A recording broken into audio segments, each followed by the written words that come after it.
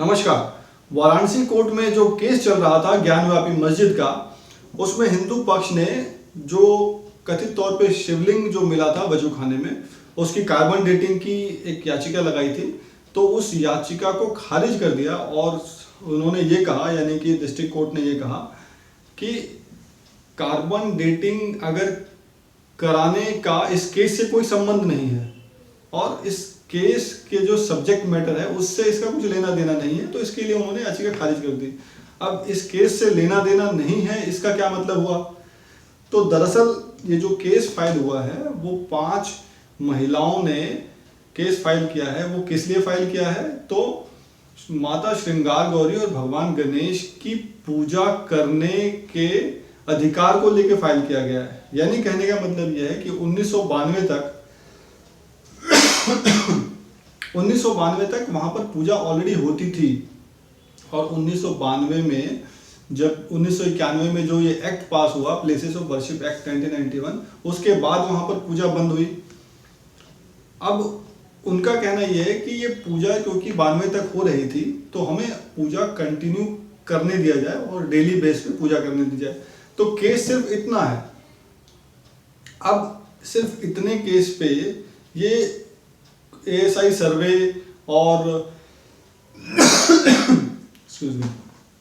ASI सर्वे या शिवलिंग की carbon dating और बाकी चीजें करने की जरूरत क्या है? उसकी तो कोई जरूरत है नहीं। सिर्फ डिसाइड उनको इतना ही करना है कि पूजा करने की अनुमति दी जाए या नहीं। इससे ज्यादा कोई केस है नहीं।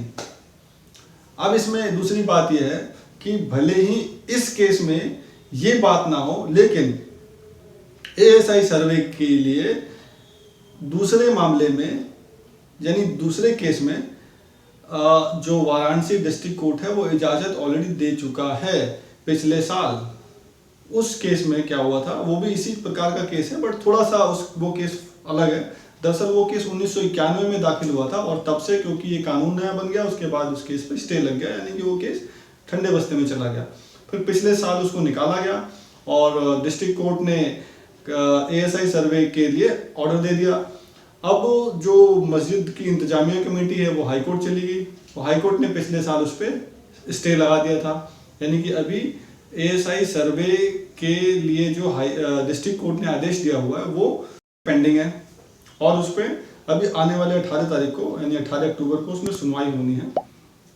और उसमें मेरे हिसाब से पॉजिटिवली रहेगा और पॉजिटिवली हाईकोर्ट जो है वो ऑर्डर कर देगा, ऐसा मेरा मानना है। क्योंकि हाईकोर्ट ने एएसआई से जो एफिडेविट मांगा है, वो जो डिटेल मांगी है एफिडेविट में, वो ऐसा मांगा है कि आप अगर सर्वे का काम आपको दिया जाता है तो आप सर्वे कैसे करेंगे, आपकी टेक्निक क्या होगी, आप कौन से मशीनों का इस्तेमाल करेंगे, और इसके अलावा अगर आप सर्वे करते हैं तो क्या मस्जिद को कोई डैमेज होगा या कोई नुकसान होगा।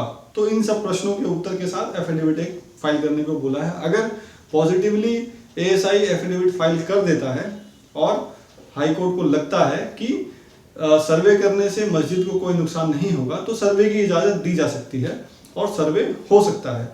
बहरहाल इस केस में तो सर्वे के लिए या कार्बन डेटिंग के लिए डिस्ट्रिक्ट कोर्ट ने मना कर दिया। अब आगे जो दूसरा केस है उसमें ये हो सकता है, इसका इंतजार कीजिए 18 तारीख तक। धन्यवाद।